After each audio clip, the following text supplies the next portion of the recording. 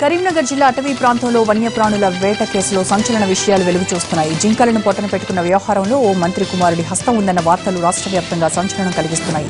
మహదేవ్పూర్ మండలం అంబట్పల్లి అటవీ ప్రాంతంలో ఈ నెల 19 అర్ధరాత్రి ప్రాంతంలో ఓ ఇండికా కారులో 2 జింకల మృతదేహాలను పట్టుకున్నారు ఫారెస్ట్ అధికారులు. వేటగాళ్లకు ఫారెస్ట్ సిబ్బంది ఎదురుపడటంతో వారు కారును వదిలేసి పరారయ్యారని, వారు ఆయుధాలు ఎక్కుపెట్టడంతో ఏం చేయలేకపోయామని చెబుతున్నారు ఫారెస్ట్ అధికారులు. అయితే అధికారుల వాదనలో పలు అనుమానాలు వ్యక్తమవుతున్నాయి.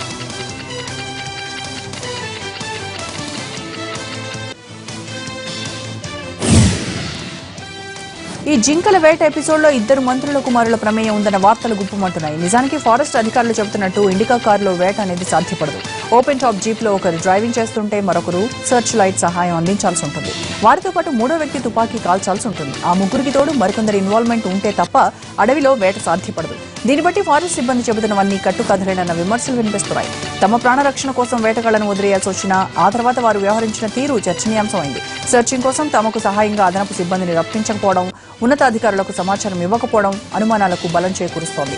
కలప స్మగ్లర్లు తారసపడితే స్థానిక పోలీసులతో నానా హడావిడి చేసే ఫారెస్ట్ సిబ్బంది వన్యప్రాణుల వేటగాళ్ల పట్ల అంత మెతక వైఖరి ఎలా ప్రదర్శించారన్నది అసలు ప్రశ్న.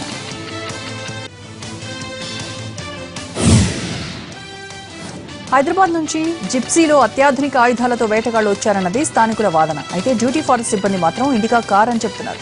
వేటగాళ్లు వదిలి వెళ్లిన కారు డిక్కీలో 2 మచ్చల జింకల దేహాలు లభ్యమయ్యాయి. వేటాడిన జింకలు ఒక్కోటి సుమారు క్వింటాల్ బరువు తూగుతాయి. అయితే అటవీ ప్రాంతంలో అంత బాహాటంగా వేటగాళ్లు కారు డిక్కీలో అందరికీ కనిపించే విధంగా జింకలను వేసుకుని వెళ్తారా అన్నది ప్రశ్న. నిజానికి ఇండికా కారు డిక్కీలో 2 జింకలు పట్టే అవకాశం లేదు. వేటగాళ్ల బారిన ఆ రోజు 5 జింకలు పడ్డాయని తెలుస్తోంది.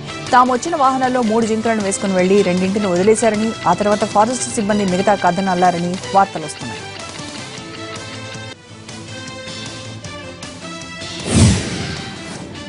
వేటగాళ్లు వదిలేసి వెళ్లినట్టుగా చెబుతున్న ఇండికా కారులో ఆధార్ కార్డుతో పాటు ఫ్లైట్ టికెట్లు, చెక్ బుక్లు దొరికాయి. వాటి ఆధారంగా చేపట్టాల్సిన విచారణ ఎందుకు ముందుకు సాగటం లేదన్నది ఇక్కడ వినిపిస్తున్న ప్రశ్న.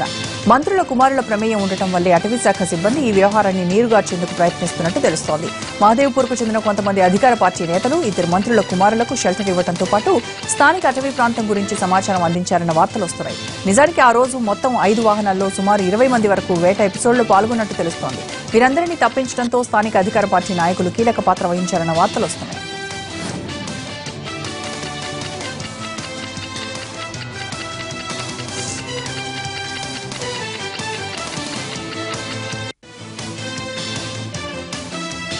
వరంగల్ జిల్లాలో జింకలను వేటాడిన వాళ్లని తెలంగాణ ప్రభుత్వం కాపాడుతోందని ఆరోపించారు బీజేపీ నేత కిషన్ రెడ్డి. ప్రభుత్వంలోని ఓ మంత్రికి కూడా నిందితులతో సంబంధాలున్నాయని అనుమానం వ్యక్తం చేశారు.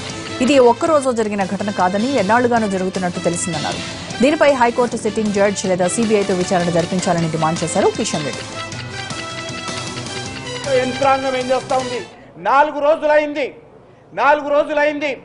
అందులో ఆధార్ కార్డు దొరికింది, అందులో చెక్ బుక్ దొరికింది, బండి వాహన నెంబర్ ఉన్నది, బండి దొరికింది. ఇంతవరకు ఒక్క దోషిని పట్టుకోలేదు. దీని వెనక మతం ఏంటి? దీని వెనుక ఉన్నటువంటి కుట్ర ఏంటి? ఈ ఎవరున్నారు? మంత్రివర్గంలో కూడా దీనికి సంబంధించినటువంటి వ్యక్తులు ఉన్నారని తెలుస్తా ఉన్నది. కాబట్టి ఎవరా మంత్రివర్గంలో ఉన్నటువంటి వ్యక్తులు, ఎవరా పాలక పార్టీకి సంబంధించినటువంటి వ్యక్తులు, స్థానికంగా సహకారం అందిస్తున్నటువంటి వ్యక్తులు ఎవరు? ఆఫీసర్సా, పాలక పార్టీ నాయకులా, ఎవరో తేలాల్సినటువంటి అవసరం ఉంది.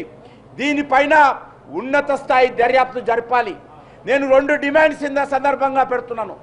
ఇప్పటికే అక్కడ ఉన్నటువంటి ప్రజలు, అక్కడ ఉన్నటువంటి అటవీ శాఖ అధికారులు, పోలీస్ అధికారులు అనేక రకాల అనుమానాలు వ్యక్తం చేస్తూ ఉన్నారు. కేసుగా కాల్సార్ అంటున్నారు.